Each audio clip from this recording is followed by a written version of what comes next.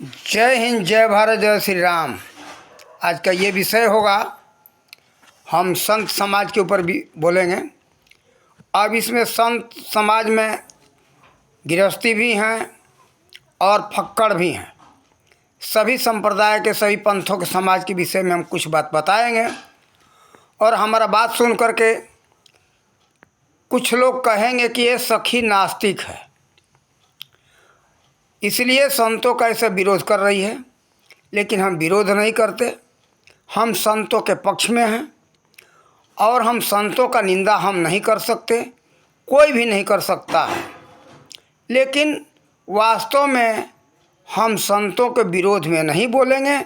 संत के नाम पर जो लोग कलंक हैं, संतों को जो कलंकित कर रहे हैं, हम उनके बारे में बोलेंगे। संत का अपमान, संत के विपरीत बोलने का किसी के अंदर क्षमता है ही नहीं। जो संतों के विपरीत बोलेगा वो स्वयं मिट जाएगा इस धरा धाम से। लेकिन इस संतों को कलंकित करने वाले के लिए हम ये बोल रहे हैं। देखो, आज बहुत दिनों से हम देखते, जब से हमारा होश हुआ, संत समाज में घूमने लगे, तब से हम देख रहे हैं संत में यह चल रहा है कि गांजा और भांग, अफीम, चरस ये संतों का ही है। लेकिन देखो, वास्तव में ये संतों का नहीं है। संतों को बदनाम करने वाले नशेड़ी लोग केवल भोलेनाथ के बूटी के नाम पर भोले भाले बच्चों को, भोले भाले समाज के लोगों को, जो लोग संत के विषय में नहीं जानते, संत के नियम को नहीं जानते, उन लोगों को ये लोग पिलाए भोलेनाथ का बूटी कह करके। लेकिन देखो, भोलेनाथ के बूटी कहने वाले ये पहले सोचें, क्या भोलेनाथ ने कहीं गांजा और भांग का प्रयोग किया है? कभी नहीं। ऐसा किसी धर्म ग्रंथ में नहीं है। बाद में इसके ऊपर कुछ कहानियाँ बनाई गई, लेकिन वास्तव में संत समाज में ये है नहीं। देखो, ये लोग कहते हैं कि भोलेनाथ ने विष का पान किया, लेकिन विष वो कैसा था? विष के नाम पर, यानी जहर के नाम पर ये नशा चल रहा है कि भोलेनाथ ने तो जहर पिया, हम थोड़ा सा ये नशा कर लिए तो क्या हो गया, ये भी जहरीला है, तो इसमें कौन सी बड़ी बात हो गई। गांजा है, भांग है, अफीम है, चरस है, ये सब नशीले पदार्थ हैं। लेकिन देखो, वो जो है भोलेनाथ ने जो जहर पिया था, कब का बात है, ये श्रीमद् भागवत महापुराण में पूरा विस्तार से इसका वर्णन है। जिस समय ये समुद्र मंथन हुआ था, उस समय 14 रत्नों में से एक रत्न जहर भी निकला था। लेकिन देखो, वो जहर कोई ठोस पदार्थ नहीं था, अफीम, भांग, गांजा, चरस नहीं था, कोई शराब नहीं था, वो गैस था। एक गैसीय पदार्थ था जो धरती से निकला। मंथन में देवासुर संग्राम में, देव और दानवों के संग्राम में जो समुद्र मंथन हुआ तो निकला, तो गैसीय पदार्थ था। इससे साबित होता है कि वो वायुमंडल में, वो जहर वायुमंडल में फैलने लगा, तो देव, दानव, मनुष्य, नर, किन्नर सब मरने लगे, पशु पक्षी सब मरने लगे। तो धरती पर त्राह त्राह मच गई और सभी लोग, यक्ष, नर, ये किन्नर, मनुष्य, देव, दानव सभी जो है कैलाश पर दौड़ करके गए भोलेनाथ के पास। देखो, भोलेनाथ कोई साधारण थे नहीं, वो देवता ऐसे थे कि वैज्ञानिक थे। इस संसार में देखो तो जितने विज्ञान के सूत्र हैं सब भोलेनाथ का दिया हुआ है, इसलिए उनका नाम भोले भंडारी भी है, यानी सब कुछ का भंडार है वो। जैसे इसी कारण से भोले भंडारी का वाहन कौन है? एक बैल है नंदी जिसको कहते। देखो नंदी के अंदर यानी गौ वंश के अंदर सभी को मालूम है कि सभी देवताओं का वास है।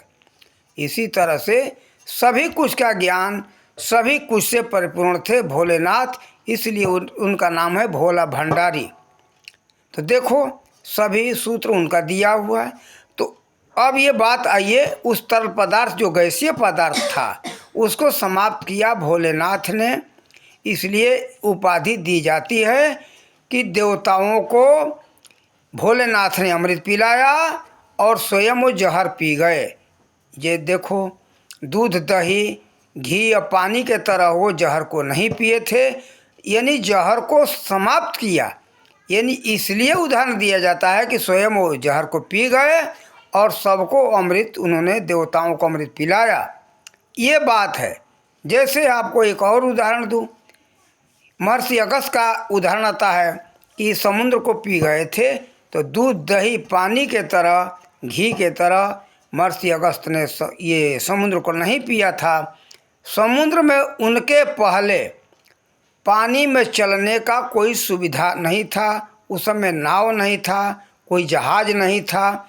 नाव का और जहाज का आविष्कारक महर्षि अगस्त हैं, इसलिए समुद्र को पीने की उपाधि दी जाती है। ये सोचने समझने के बुद्धि विवेक की बात है। इसी तरह से भोलेनाथ जो है जहर को समाप्त किए और सभी को जीवन दान दिया था, इसलिए जहर पीने की उपाधि दी जाती है। और इसी के आड़ में नशेड़ी लोग उस नशे का प्रचार प्रसार किए और संतों को कहे कि संतों का ये विषय है, नशा करो, नशा में जो है भजन होगा। लेकिन स्वयं विचार करो, जो नशा करके बेचारे सो जाते हैं कैसे भजन करते हैं। कोई आज माई का लाल नशा करके भजन करके तो दिखाए, वो भजन क्या है वो भी नहीं मालूम है। देखो भजन के लिए ही काकभूषुंडी जी ने ये बात बताया है योग वशिष्ठ रामायण में। जरा वो विषय उठा करके देखो। महर्षि वशिष्ठ ने पूछा है और काकभूषुंडी जी ने उत्तर दिया है। उन्होंने बताया है कि जब तक हमारी लंबी आयु नहीं होगी तो हम भक्ति कैसे कर सकते, अधिक से अधिक भजन कैसे कर सकते। तो लंबी आयु के लिए उन्होंने एक सूत्र बताया है कि हमारी आयु अधिक से अधिक होना चाहिए। तो बताया है कि हम प्राणायाम करें, प्राणायाम के द्वारा प्राणवायु पर विजय प्राप्त करें। जब प्राणवायु पर विजय प्राप्त करेंगे तभी हमारी लंबी आयु होगी। तो देखो आप सब लोग गांजा पीने वाले, भांग खाने वाले, अफीम चरस पीने खाने वाले ज़रा विचार तो करो। हम ही जाते बहुत से स्थानों में तो देखते हमारे फक्कड़ साधु संत अधिकतर क्या करते, एक थूकने के लिए खांसी हुआ और थूकने के लिए एक डब्बा रख रखे हैं, कफ आया उसी में थूक दिए, उठ के बाहर नहीं जाते। कारण कि बार बार खांसी आती है। तो देखो ये धुआं धक्कड़ जो है फेफड़े को ख़राब करता है, कफ बनाता है, तो खांसी तो आना ही आना है। इसलिए ये देखो बीमारी का घर है। फेफड़ा को स्वस्थ रखना है तो ये कोई नशा न करे। आप स्वस्थ रहोगे तभी आप आसन और प्राणायाम कर सकते हो, प्राणवायु पर विजय प्राप्त कर सकते हो। विजय प्राप्त करोगे तभी आपकी आयु लंबी होगी। ये बात देखो कपिल देव जी महाराज ने श्रीमद् भागवत महापुराण में भी बताया है माता देवहूति को। तो देखो लंबी आयु के लिए आसन करो। पहले उन्होंने बताया है कि आसन को जीतो, आसन जीत जाने के बाद प्राणायाम को जीतो, यानी प्राणायाम के माध्यम से। तो देखो जीतने का मतलब है कि ये श्वासा जो है हम श्वास लेते हैं इसका नाम है प्राण और छोड़ने का नाम है आपान। इस पर विजय प्राप्त करना है कि हम चाहें तो हमारा जब चाहे तो श्वास चले या रुक जाए, ये पूरा कब्जा में होना चाहिए। उसका नाम है प्राणवायु पर विजय प्राप्त करना। ये पूरा पढ़ने पर, समझने पर, सत्संग करने पर जाकर के ये विषय समझ में आता है। ऐसे थोड़ा पढ़ लेने से समझ में नहीं आता है। देखो आसन जीतने का मतलब ये है कि 3 घंटा 36 मिनट तक आप लगातार किसी भी आसन में बैठ जाओ। आसन वो है महर्षि पतंजलि का कहना है कि आसन वो है जिसमें सुख और शांति से 3 घंटा 36 मिनट तक आप आराम से बैठ सको, आपको किसी प्रकार की कठिनाई न हो। देखो कठिनाई होगी तो ध्यान में त्रुटि आएगी। जिस तरह से शांति से बैठोगे उसमें आप ध्यान कर सकते हो परमात्मा का, इसका नाम है आसन। तो आसन वो है कि 3 घंटा 36 मिनट तक आप आराम से किसी भी तरह से बैठ सको, वो आसन है। ये नहीं ज़रूरी है कि पद्मासन करो, शीर्षासन करो और वज्रासन करो, सीधासन करो, कोई ज़रूरी नहीं है। लेकिन आसनों की विशेषता तो है ही, कारण कि ये महर्षि पतंजलि ने बताया है।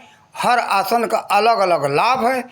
आपको जो आसन लाभकारी महसूस हो उस आसन को आप करो, धीरे धीरे आप आसन पर विजय प्राप्त कर लोगे। किसी भी आसन में बैठोगे तो पहले कठिनाई तो होती ही है।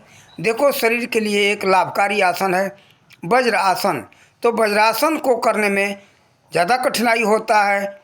इसी तरह से पद्मासन है, कठिनाई होता है, सिद्धासन में कठिनाई होता है। तो कठिनाई को दूर करने के लिए धीरे धीरे अभ्यास करोगे तो कठिनाई दूर हो जाएगी, और धीरे धीरे करके आप समय बढ़ाते जाओ, कठिनाई चली जाएगी। उसके बाद शांति से 3 घंटा 36 मिनट तक बैठने का अभ्यास करो। उसके बाद आप प्राणायाम करो। प्राणायाम करो तो देखो आसन और प्राणायाम जरूरी है। तो प्राणायाम 8 प्रकार को जो आज प्रचलित है, इन प्राणायामों से आप जो है प्राणवायु पर विजय प्राप्त नहीं कर सकते हो। उस प्राणायामों का चर्चा आजकल नहीं हो रहा है, कारण कि समाज को ज़रूरत नहीं है। समाज को वही ज़रूरत है जिससे कि शरीर को हम निरोग कर लें। रामदेव जी उसी प्राणायाम का चर्चा करते हैं, इससे अलग है वो।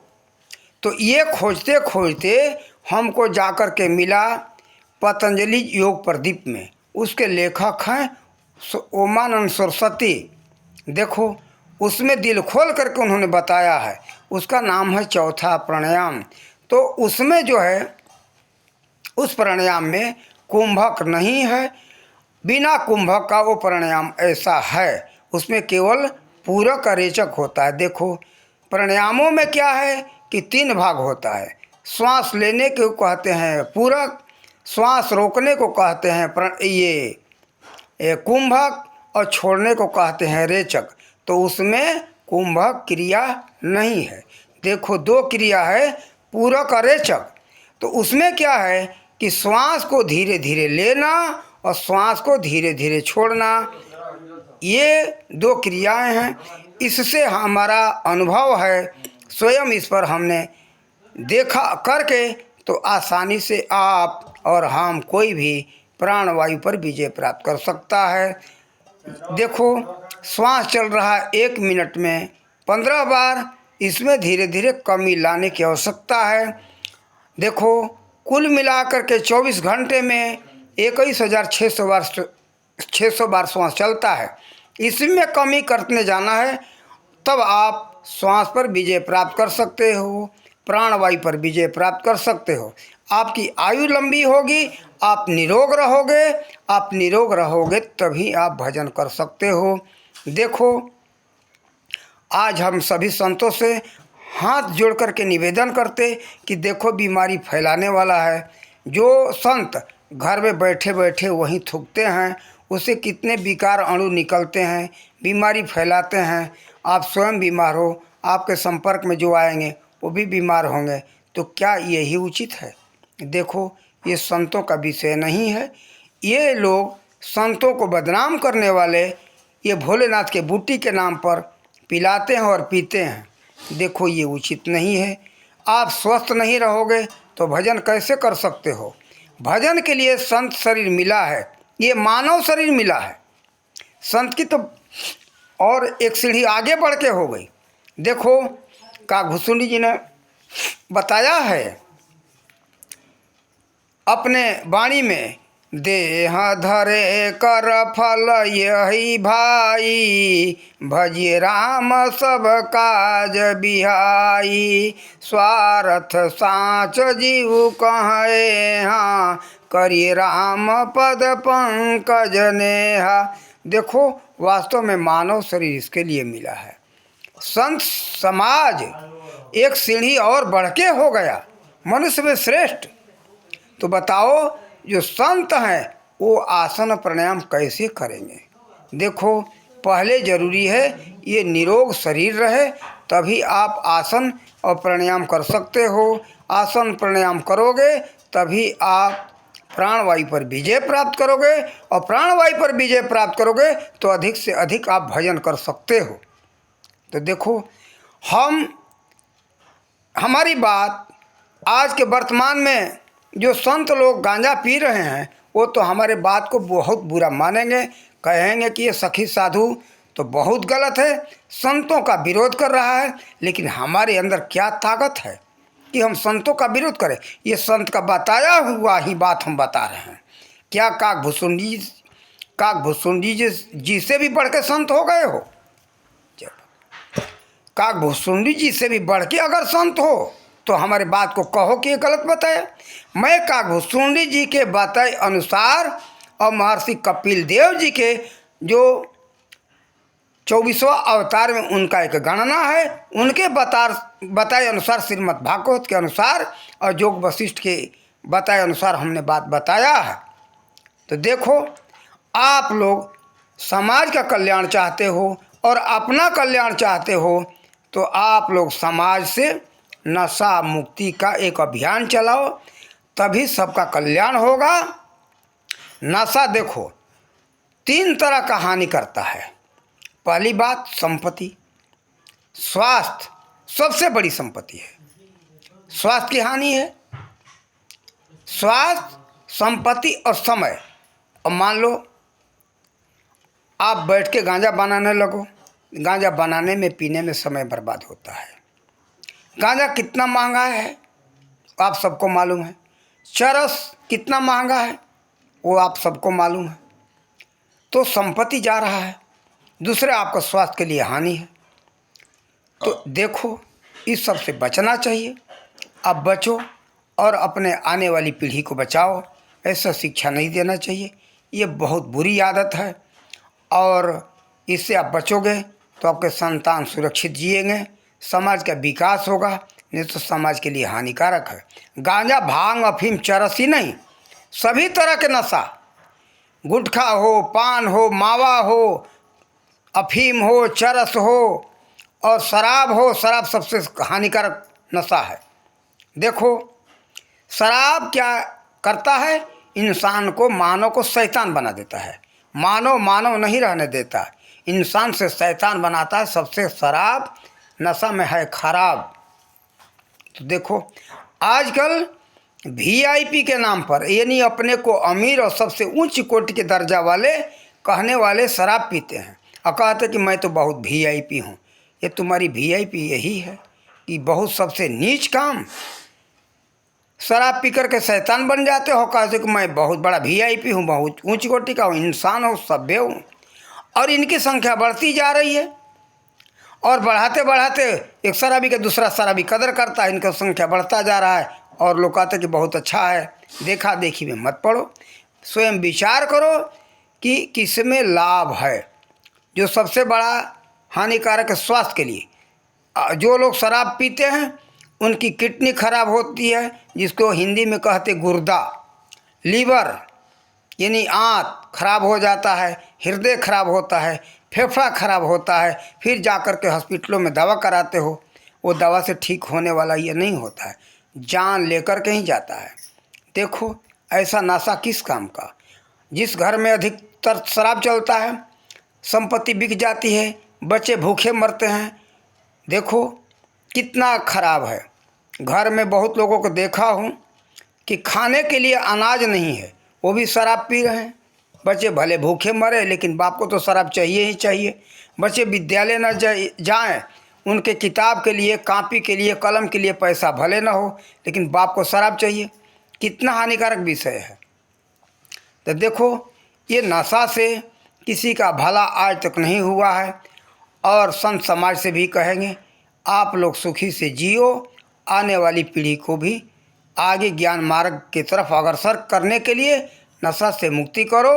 और संत समाज से हम हाथ जोड़ के निवेदन करेंगे, इससे बचो और बचाओ। ये भक्ति मार्ग में सफलता के लिए नशा का आड़ मत लो। कि लोग कहते हैं कि भाई नशा कर लेने पर भजन होता है, लेकिन वास्तव में ये बात सत्य नहीं है। नशा क्या है? करना है तो राम नाम का नशा करो ना। जैसे मीराबाई को नशा की लत लग गई राम नाम का, राम नाम के नशा का आदत लग गया तो राज दरबार सब छोड़ दिया उसने। हरिदास जी को ले लो, एक मुस्लिम मजहब के थे, वो जो आगे दरसिको के भाई थे, उनका नाम पड़ा था हरिदास। तो देखो, वो मर गए, मिट गए, लेकिन राम नाम का नशा नहीं छोड़ा। और बहुत से संत, देखो अब याद आ गई ऐतिहासिक बात, भक्त प्रहलाद जी को राम नाम का नशा लग गया था, तो नशा के पीछे कितनी कठिनाइयाँ झेलनी पड़ी। पिता ने कितना कठिन उनको सजा दिया, फिर भी राम नाम का नशा के पीछे वो पलट करके दुनिया को नहीं देखे। ऐसा नशा करो जो चढ़े और उतरे। ये क्या, किस काम का? आप किसी भी तरह का नशा करते हो तो चढ़ता है थोड़ा देर के लिए, फिर नशा उतर जाता है। अरे वो नशा करो चढ़ जाए तो फिर कभी ना उतरे।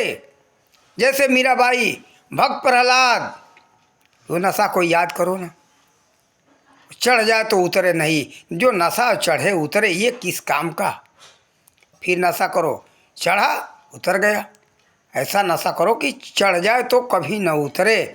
ये है असली हरि नाम का नशा। हमारे पुस्तक में हरि नाम के नशा के नाम से एक प्रसंग भी है।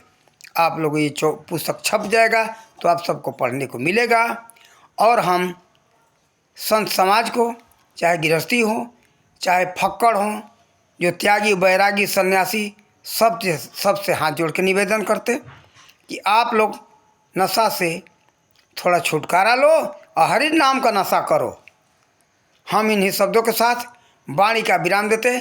जय हिंद, जय भारत, जय श्री राम।